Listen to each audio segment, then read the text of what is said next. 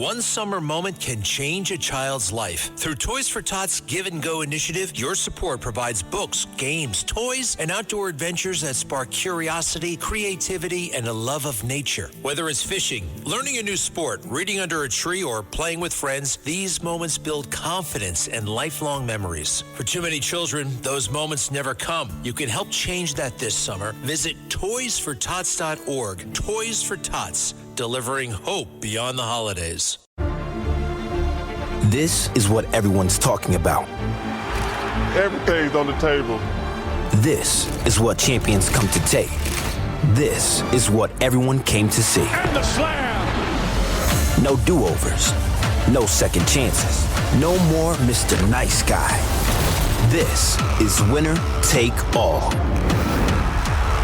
The NBA Finals continue on ABC and the ESPN app. In the squadron, they called him Bullets, but we call him Greg Kelly. Greg Kelly is on the air on the Red Apple Podcast Network.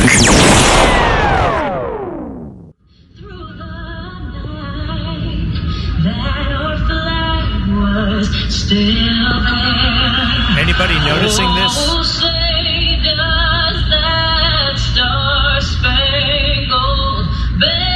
San Antonio Spurs versus the Knicks.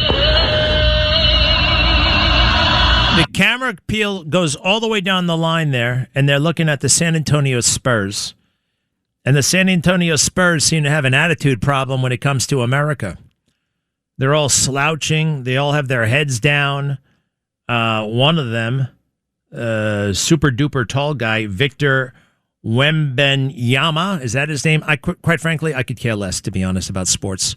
I learned my lesson a long time ago. These people are idiots. They will disappoint you. They're not even from San Antonio. They're from all over the world. I used to love the Yankees, and then something happened. I don't care. Jerry Seinfeld said it. You're rooting for the close at the end of the day. And this is one of those. This is like one of those episodes. To see these bums, all that money. You know what? It's called the NBA, right? The National Basketball Association. National. The nation happens to be America. And these guys seem to have a gigantic chip on their shoulder when it comes to America. You know, if we're going to have a country, you got to you have to have certain things in common, right? You have to think that the flag represents decency and goodness. For the past 10 years, has it been, right? Democrats running up and down, yelling, screaming about a phantom white supremacy that doesn't exist. White supremacy is not a thing, folks. There are 3 white supremacists in the entire country, and they're in the woods or they're in prison. All right, that's not MAGA. That's not anything. But boy, did they talk it up, because they were trying to drive us away from each other, and this is the result. Quite frankly, I could care less about Victor Wembanyama. All right, he's from France anyway. He's the one guy who's allowed to have a chip on his shoulder about America. If he wants to come over here, I mean, he has an excuse. He's from France. And let's face it, the French are difficult. You know what I mean? They can be very difficult. Difficult, running away, you know, all that stuff. So now there's some French people I like, and there's some very, very brave French people. But let's face it, they love having attitude problems. Victor Wembanyama, when did he even get here? When is this guy? Let's see here. When he became professional, I think he got here just a few months ago. He got here recently. He was playing in France. He's not even look, if he wants to, but the other players, I don't know where they're from, but I noticed they're all slouching and moping during our national anthem. And I find another little thing. Can we do me a favor? I want to watch this from the top, okay? We're going to watch it from the top as a group. Can we do that? Okay. 3, 2, 1, play. 1, 2, 3, 4, 5, 6, 7, 8, 9, 10, 11, 12, 13, 14, 15.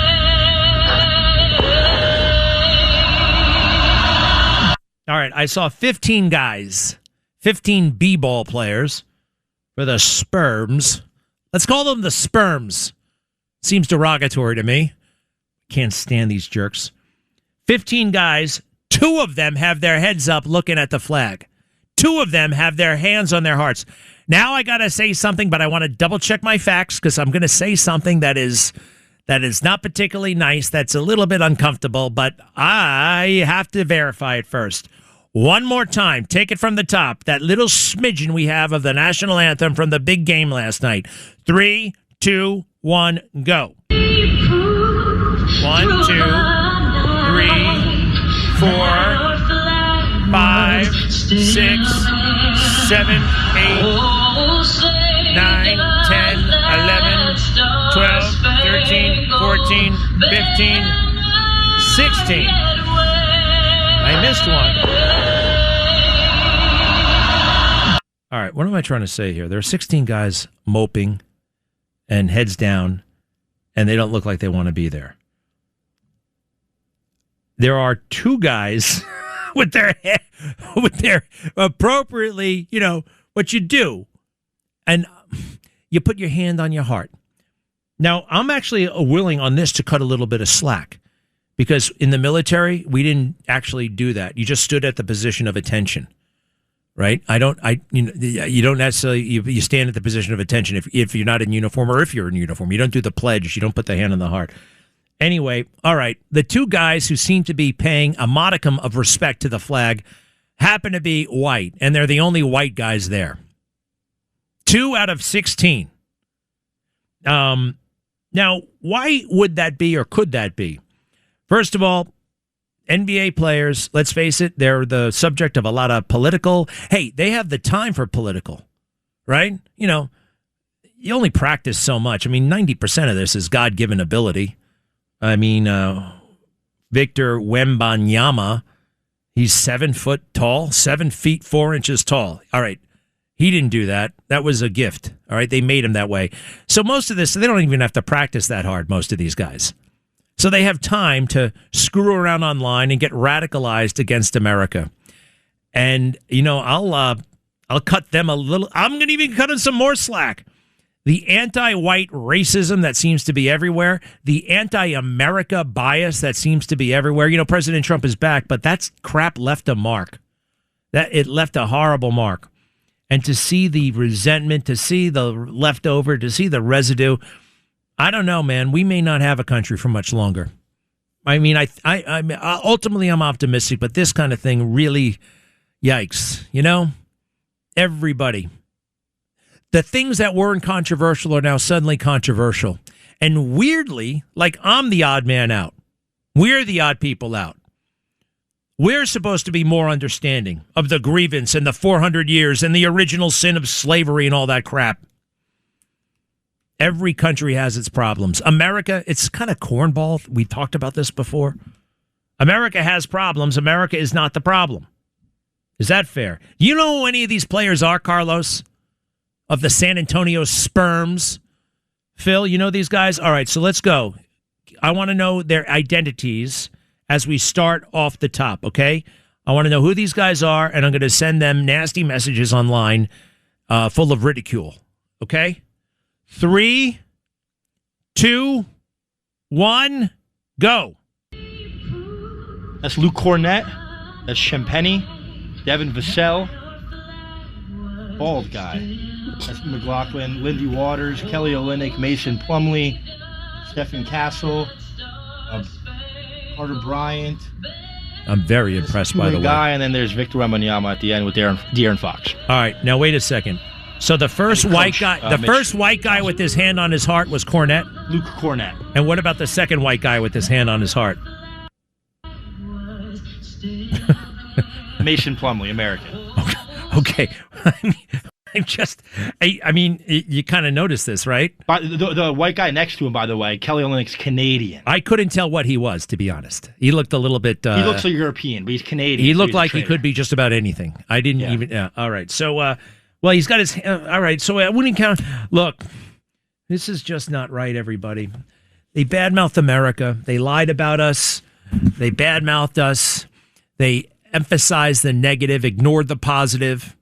And you got these multimillionaires working for the National Basketball Association. Let's write a nasty email to that NBA commissioner Adam Silver, is that his name? I do not like him. Mr. Money, Adam Silver. What is he going to do about this? You know, there was a time where this would spark like a genuine kind of, hey, what the hell? Colin Kaepernick, remember that? That seems quaint. At least he bothered to put on a pose. These guys are chewing gum. Wembley. The only innocent person in this, to be honest, could be possibly Victor Wembanyama. What would I do if I were over there in France? I mean, I happen to... Give me a better example than France. What's another example of France? A country that... Because I do like the French. Have you ever been there, man? Oh, my gosh. Amazing people. The women, everything. The food. The elegance. All right. Russia, right? I might blow bubbles with my chewing gum if I were over there. Well, no, I would pay a little bit of respect. I wouldn't go out of my way to disrespect. That's what I would. I wouldn't go out of my way, and that's what they've done here. Commissioner of the NBA. You know, something tells me there's a player code of conduct in the NBA. Let's look up that player code of conduct, NBA. Let me see. Sure enough. Oh, wait. Actually, you know what? There's a fan code of conduct. There's a fan code. The first thing is players and fans respect and appreciate each other. Guests will be treated in a professional and courteous manner by all arena and team personnel. Well, you just violated that code of conduct, didn't you? That was disrespectful to me, my country, and my family. Article 6, player conduct. Oh, that's collective bargaining. Oh, sure, yeah, they follow those rules. They're all about that. Everything is about the what is this? Player code of conduct, but this doesn't look as official as the other one. NBA. All right, let's just go to the fan code of conduct one more time. It goes on and on and on. Players and fans respect and appreciate each other. Guests will be treated in professional and courteous manner by all area and team personnel. Guests will enjoy the basketball experience free from and without engaging in disruptive behavior, including foul or abusive language, betting-related or other harassment directed towards players in other games, and obscene gestures. Now, wait a second. What do you think we go to the basketball game to do? This is a violation of free speech. You're allowed to do these things. No, you are allowed to go and trash talk whoever you want and make fun, and that's. And you know what you're supposed to do is try to screw up the other team when they're making a free throw. Although I notice that's more in college than in pro. Will consume alcoholic beverages in a responsible manner. Okay, Guests will sit only in their. Well, this doesn't sound right. I'm very happy that I'm not involved in any of this Knicks sperms stuff. I do not care. I do not want to care. I've been disappointed by too many professional athletes. You know what I mean? When I was a kid, they cared nothing about you or your problems. How much does Wembanyama make? What's his name again? Victor Yabadabadoo? He doesn't make that much. He's a rookie, so he's going to make... What does he make? Well, he makes a lot. Yeah, what is that? He makes like 10, 11 million. 10, 11 million. And he doesn't make a lot. In relativity. Like, he's going to make so much more money. You know soon. that Jalen Brunson guy? He makes like almost 50 million. I know, and they say that's one of like, he's underpaid. They got him at a bargain. Oh, yeah, they did get him. They got him at a bargain. Only a $100 million contract. It's pennies. Screw these guys. Screw them and their families, to be honest. Their family should have straightened them out. You can't act like that in public. I have no time for this. Can we boycott the NBA? I guess it's too late. That's not going to work. No one's going to join me on that one. I won't. I didn't ask you. Well, if you did, I'm just throwing it out. I didn't ask you. I would not want you on my boycott. You go. All right. We want to yell and we need somebody to be angry at. No. Do what you want. I don't like boycotts, period. But this is... No, it is upsetting. I don't know if we're going to hold it together as a country. I don't know. You know, my friend Eric Metaxas just put out this beautiful book about the American Revolution and our history. He calls it Super Centennial, from 1776 to 2026. Here we are. Oh my gosh, less than a month away. In 1 month, it's the 250th anniversary of this country. And these slouches are chewing gum scratching their faces, sniffing their crotch, right? Like dogs. It's disgusting, and it's a little bit heartbreaking. And maybe it's the cycle. Maybe it's designed this way. I don't know. I don't care who wins. Knock yourselves out. I hope you all get sprained ankles. I'll be right back. Greg Kelly on the Red Apple Podcast Network. So 800-848-9222, 800-848-9222.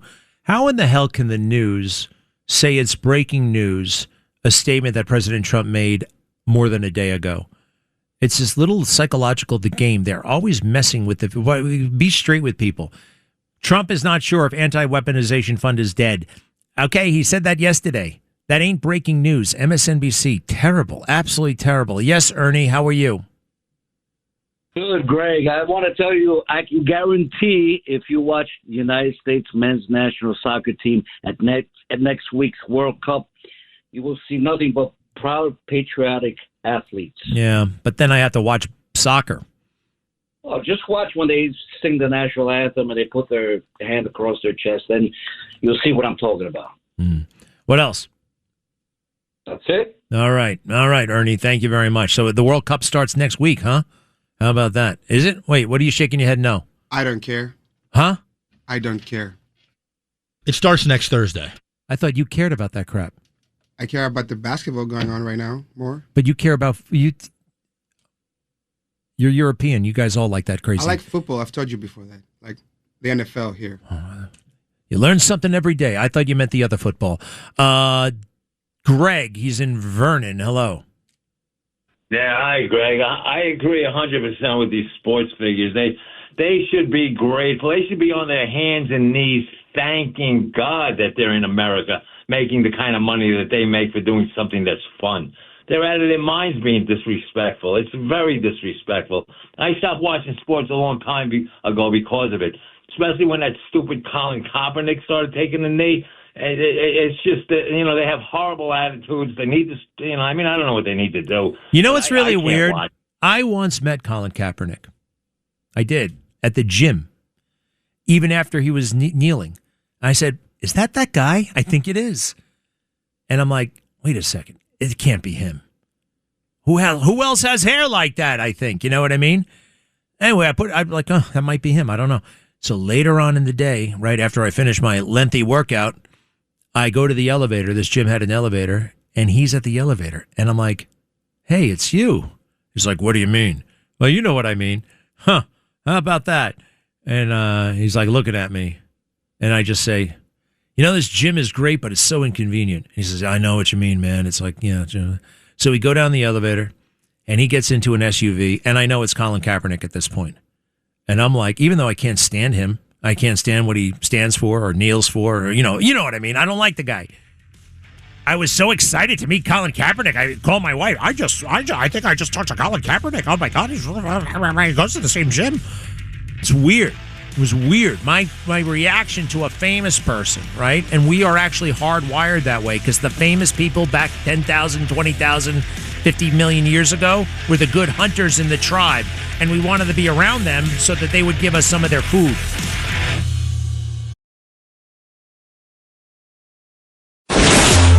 Greg Kelly, entertaining and informative on the Red Apple Podcast Network. So the Henry Novak matter, the Henry Novak tragedy, the Henry Novak perversion of justice. It's not just law enforcement, it's culture. So this is growing. My awareness is late to the game. I did not know much about this. I thank Elon Musk for bringing it to the world's attention. Without him, who knows who would have found out? Who knows if the killer would be in prison right now? I don't know. Probably not. Henry Novak happened to be white, happened to be English, happened to be 18 years old, happened to had one or two beers out with his friends in college, not breaking the law, not looting, not breaking things, not vandalizing, on his way home, jumped by a maniac by the name of Duigwa, who happen to be Sikh. Now, I do know that I actually know a beautiful person who happens to be Sikh, and but I don't know much about Sikh culture. I do know that they're really into swords, and this individual, Digwa, had a big sword on him, and he used it to stab Henry to death. When the cops arrived, the very first thing Digwa said, well, he used racist terms against me. Racism. And this is a lot of folks have been sending me information about this. And there's this Joshua Lysek, and he says the fatal stabbing of Henry Novak reflects a broader cultural shift, claiming authorities treated an accusation of racism as evidence before the facts were even known. Just the accusation of racism.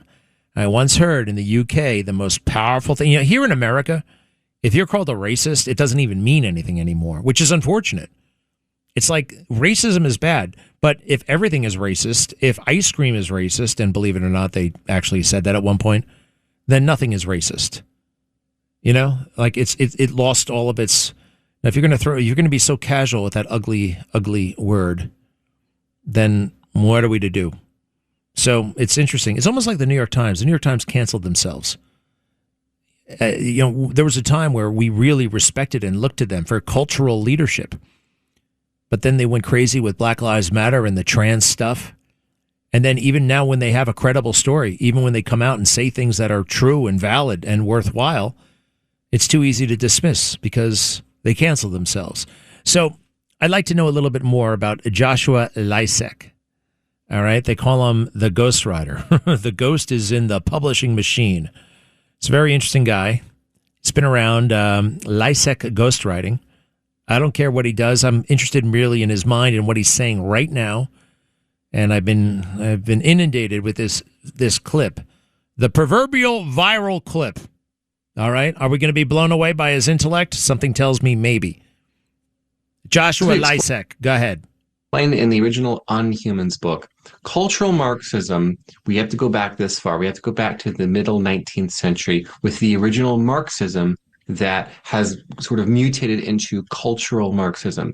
See, the original Marxism was an economic theory in which the haves were the oppressors of the have-nots, an economic industrial context. But because of free market capitalism, because of the success of the United States, countering that oppressive versus oppressed prediction model, communism became a cultural phenomenon instead. And so in the new world, a new cultural Marxism, we like to call it, the oppressor class is seen as the majority. And who is going to be the majority in the United States? Well, that's white people, specifically straight white males. Christian straight white males, I should add, have all of the intersectional boxes of oppressor checked, and all non-white, non-male, non-Christian, non-straight individuals are in the cultural Marxist worldview, which surrounds us like air, which is like fish swimming in water. So when you say, "Oh, well, where's the cultural Marxism?" Can you point to where the cultural Marxism hit you? They will snidely and sarcastically remark. But the reality is we subsist in that environment, and we have in that media environment and that political environment and in that legal environment for a very long time now. So when we consider what exactly happened to Henry, this young man in the United Kingdom, the police received this call that there was a young man doing a racism. And if you're doing racisms, well, then you need to be stopped immediately by men and women with firearms or other such weaponry. And so because Henry was accused of doing a racism by this Sikh family, the police arrived, and we explain and predict in the Inhumans book, Jack, as you remember, that in the cultural Marxist paradigm, accusations are evidence. Accusations are evidence. We explain this. And because the straight white male Christian man, Henry, was accused of doing a racism by a brown, non-white, non-Christian male and their family. The police, following the cultural Marxist worldview and paradigm, right? They gave the benefit of the doubt to the brown, and they gave no benefit of any doubt to the white. And they immediately aggressed him. They became physically violent with him, obviously. And the idea is, well, he was a white male, and maybe he said a racist thing. The implication, therefore, is that if you are doing a racism, you are deserving of death. That is what the paradigm's next level was demonstrating here. And well, that's really something. That's right. He's got a bit of a nerdy way about him, but I'm not going to disagree with any of that. And it's, wow, a racism. I never heard of that, by the way, doing a racism. And that's how it's actually, no, but I think that's a thing now. I think it's becoming, it's entering the lexicon, if you will. So, anybody want to say anything about the basketball situation? I'm kind of over it. It's just the latest. It's the latest thing. I am still in awe that Bolton is going down. I see that there's very little talk about it anywhere on the cables. Joe, wow, it's John Bolton will be going to jail potentially. And that's a beautiful thing. Hello, Barbara. Welcome back. How are you? Hi, Greg. Glad to be back. I'm fine. Thank you. How are you? Great. What's on your mind? Good. Well, I have to say, once again, it's from the beginning when I started following your shows, you often present to us the direction and intent of our founders, like the fact of laws being used to target innocents like Trump and the J6ers. I appreciate you emphasizing the importance of the Bible and morality so that we can be a moral citizenry. The importance of everyone knowing the Constitution. And I thank you so much for bringing to our attention the book by Eric Metaxas, which I just ordered and will have tomorrow. And Daniel Webster said something that applies to what Eric has done with this book. Daniel Webster said, "The dignity of history consists in reciting events with truth and accuracy. The first element in history is truthfulness, and this truthfulness must be displayed in a concrete form. There have been so many textbooks used to teach generations of Americans falsities about our founding and about the intentions of our founders and of our country. So we need this book from Eric Metaxas, and we need to preserve our republic by learning lessons from our founders through Eric's book and others, learning lessons from our founders and applying them. Patrick Henry advised us on that. He said, "I have but one lamp by which my feet are guided, and that is the lamp of experience. I know of no way of judging the future but by the past." And that is what Eric is helping to bring to our attention. That's what you refer to so often, and that's what we need to do. We must do this now. I believe that we are in a very dangerous time in our country because we have generations that have no idea of the things that you are talking about and the things that they will find in Eric's book. All right. You're so right about everything, Barbara. We appreciate it. History. I like what that guy said. How do we figure out, right? It's all based on experience. Thank you, Barbara. Very, very much. Something to always think about from Barbara. This is something else we want to emphasize. Austin Metcalf. Remember him? Very few people know, right? In part because it was a white man killed by a black man, or a white child killed by a black child, however you want to look at it. Austin Metcalf's final words revealed in fatal stabbing at the Texas track meet. Austin Metcalf's final words as he lay dying were revealed Thursday in a highly charged murder case against Texas teen Carmelo Anthony, who brazenly admitted to the fatal stabbing as he was handcuffed. "I've been stabbed," Metcalf said after seeing he was wounded. Prosecutor Bill Wersk told the jurors during opening statements in the Frisco case, Frisco, Texas. The 17-year-old victim then stumbled down a few rows of bleachers seating as his twin brother Hunter Metcalf went to his side with the wounded sibling bleeding to death in Hunter's arms. Wow. And when an officer arresting Anthony shortly after called him an alleged suspect, the accused killer admitted, "I'm not alleged. I did it." The 19-year-old murder suspect, who has been out on bail since April 2nd of 2025, attended the Collin County trial in McKinney wearing a gray suit over a purple shirt and sporting a freshly shaved face and a short cropped coif. I don't care about his hairstyle. A jury of 18, including 6 alternates and no black panelists, will be deciding Anthony's fate. And after openings wrapped up, the group was shown surveillance footage of the slaying and the failed attempts to keep Austin alive. Worse claimed that Austin, a student at Frisco Memorial High School, who was stepping up to help his coach lead the track and field meet that day, asked Anthony of Frisco Centennial High School to leave his team's tent at the stadium in Frisco, Texas. "Touch me and see what happens," Anthony replied to Austin, the prosecutor claimed. Initially, Austin did not want to get into a fight until he took the bait, Worse claimed. Anthony took a folding knife out of a bag and thrust it into the chest of Austin, who at first did not even know he was stabbed. I've heard that before, by the way. People get stabbed. Sometimes people get shot and they don't know. When Hunter got to his brother, he lifted his shirt and the teens, seeing a gaping hole in his chest.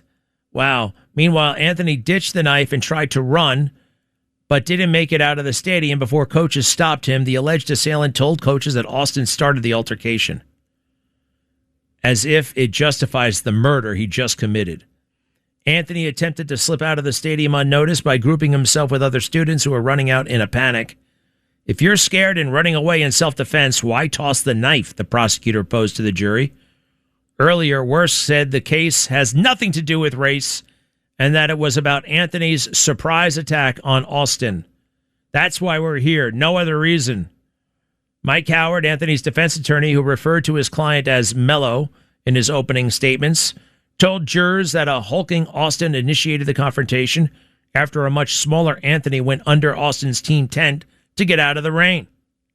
What's important to know here is that Mello is 5 foot 8 inches and 140 pounds, whereas Hunter and Austin Metcalf are 6 foot 1 and 80 pounds heavier than Mello.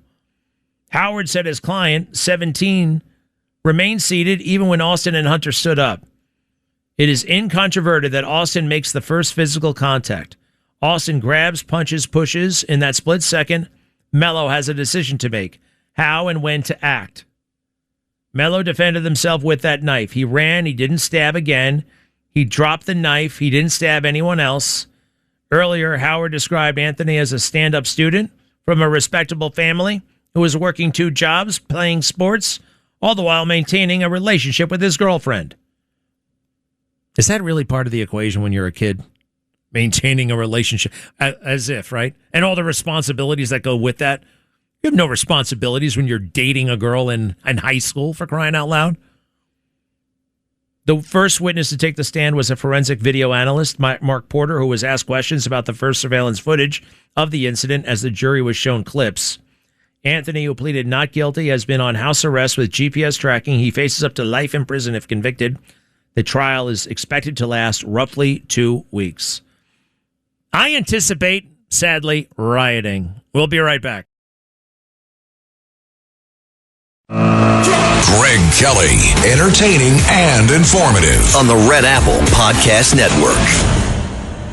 Great big, beautiful stadium basically being erected on the south lawn of the White House. And I think it's really cool. I have no problem with it whatsoever. I'm not a big UFC person. It's really not my thing at all. But I like it that it exists. I like that people are into it. I like the kind of people who are into it, even if I'm not into it. And I like that it's happening at the White House. And all kinds of crazy events have happened at the White House. They've had, gay pride jamborees. They've had boxing matches. They've had ski slopes installed. They, of course, golf there. Nothing wrong with doing a little bit of UFC. And the idea that they could keep that as a facility of some kind. I think President Trump is just having a little fun. I don't think they want to keep it there. But he made this video about how the Eiffel Tower was originally erected for the World's Fair in France. And it was only supposed to be there for the World's Fair, but they left it up. And if you look at it in that way, it does look like it's a temporary thing. You know what I mean? The metal, it's like a skeleton. It's not a finished building. So it was just supposed to be. I wonder how quickly they erected it. Probably not very long. All right, I got to get the hell out of here in a moment or two. What can I do with Eric here? Hello, Eric. Hey, how you doing? Good. Speak. I want to know what's the whole controversy about Mamdani not going to parades. What's the whole controversy about him not going to parades? Yeah. I honestly, of all the reasons to not like Mamdani, this is not really one of the reasons in my book. There was one line that he had in the campaign that I liked. First of all, I think he's a degenerate in every way. But it was one line that he had that made me smile because they're talking about parades in the debate. And I remember the moderator, Melissa Russo, she says, well, New Yorkers certainly love their parades, and we'd like to know which parades you will go to when you're mayor. And he said, well, there are a lot of parades I won't go to because I'm busy. I'll be busy being the mayor. And Curtis Lewa was like, well, what parades? What parades? We need to know. And he said, well, lots of parades. And then they doubled up. They followed up with, well, what parades don't exist that you think should exist? And he's like, I never really gave all that much thought to parades. And it made me smile. I'm a New Yorker. I don't love my parades. I think they're noisy and they screw up traffic. So I think that's how I feel, Eric. Okay? You good with that? Well, thank you. I thought you'd be. Nate, how are you? Doing pretty well. Yeah. So pretty much I wanted to comment very briefly on the gentleman who was murdered in England, Henry Nowak. Pretty much the people who advocate for mass immigration do not advocate for mass assimilation. They want multiculturalism, that is to say competing cultures and competing religions and competing races within the same geographic area. And they know, I think that they instinctively know that what they're building is going to fail because it's inherently unnatural and unworkable. Multiculturalism does not have one successful precedent anywhere in human history because essentially what they're doing, they're building an empire within the same country.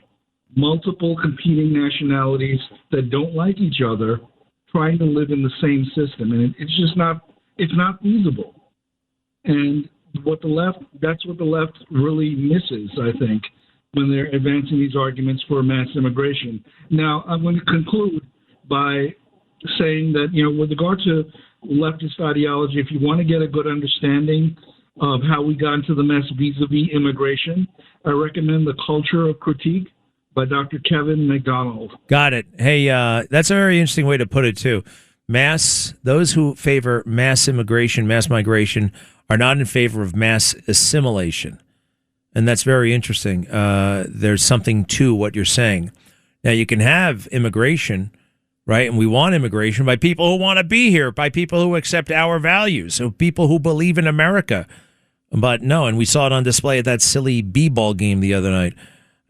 What's that thing called again? The Culture of Critique? The Culture of Critique by Dr. Kevin McDonald. I appreciate it, Nate. Thank you very much. Roberta, hello. Hi, Greg. I always wanted to say how much better you look since you're on the diet. When I see you on the maps, it really makes a difference. And, it's not so healthy to be overweight anyway. It's bad for your heart. Thank you very much. I know. And I see myself on the TV and I'm like, wow, hello, handsome, right? Hey, Roberta, I appreciate it. Thank you for the compliment. There's the music. I got to go, do that thing right now. And it's going to be a great summer. We're well on our way.